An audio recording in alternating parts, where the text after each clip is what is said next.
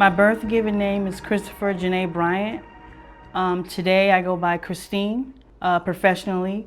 My street name is Chocolate, and as well as Coco. As a young boy, I was kind of confused. I knew that I was different, but I felt like I had an image to uphold, in my own image, you know. I felt like I needed to be a gangster, you know, because I really needed to show that I was a man, you know, that my manhood. So I hung around with the Roughnecks, and I hung around with West Side Gangsta Crip, and I got jumped in the hood, you know, and I got jumped in, you know, the Crips. So I felt like I had an image to uphold for myself, and so I fought. I fought girls, I fought boys, I got, you know, I drank, I smoked weed, I just, you know, and I was going through all these different things in my head, trying to figure out who I am as a person, and I masked it with marijuana and with drinking and beer and 40s and all that stuff, and I kind of ran away from home, and I came to Hollywood. And that's when I figured out, this is who I am. This is me. I felt comfortable in my surroundings, in my environment. So I was able to be free and live my truth finally, but still I had to come back to Oxnard and live a different truth, because I felt like everyone there who knew me in Oxnard didn't know the real me. They only knew the me that I portrayed, and that was the gang member, that was the weed smoker, that was the, you know, that was the partier. That's what they knew me as. When I came to Hollywood, I didn't plan to be escort or a lady of the night, prostitute. I didn't plan that. I kind of just fell into it. So I thought the best thing to sell was myself. Walking the streets of Santa Monica Boulevard, and I'm young, I was 19 years old. Cars would just pull over for me, you know, and I was like, what? So I would walk up to the cars, and, you know, they would offer me money, and I kind of just fell into the whole thing, you know. I don't think a person at that age really actually plans to be a prostitute. And then the money just came so easily, so fast, and so much in abundance. I was like, wow, this is what I'm gonna do.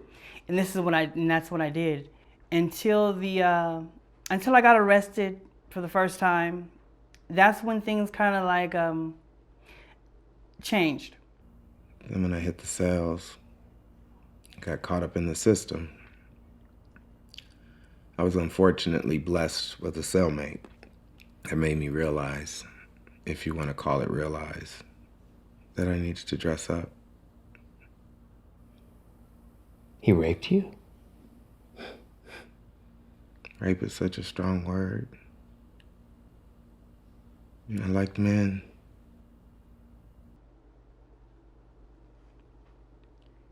There were some situations that came about that I won't forget.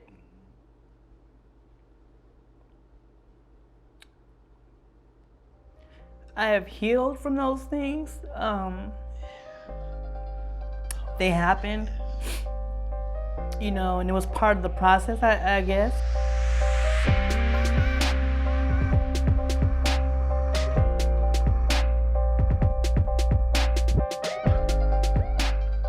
My name is Ashanti Mozelle, and I played the role of Sean/Coco in Trade the Movie.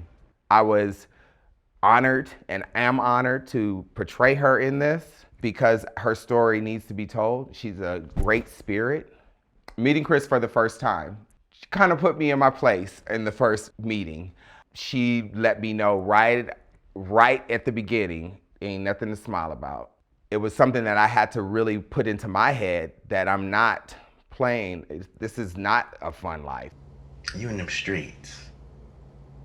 The judge ain't gonna look at you the same way he looking at me. You telling me I did 2 years because you wasn't trying to do them years? You telling me I got this jacket and I'm forced to walk these streets because money was flowing? Hey, relax, baby, relax. Them 2 years flew by. You chill out. I mean, you was in there, right, and handling shit from both ends. That's what I heard. I think Ashanti was amazing. I think she did an excellent job. I think no one else could have done it better. Ashanti embraced the role. She embraced me as a person. She captured who I am. It was just like surreal. Like, oh my gosh. He's really capturing Chris.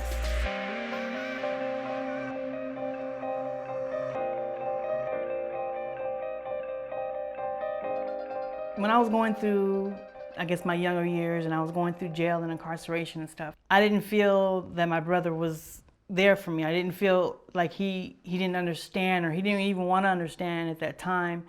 And then years later, this comes about. So it was a complete turnaround for me, you know, in our relationship. I love him so much more today than I ever did, you know.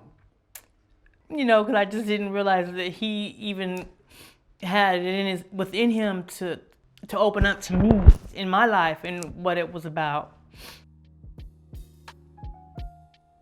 What I hope people get from watching the movie is to realize that there is another life that they don't see, that there's a hardship to transitioning, that it's not easy being a trans woman of color.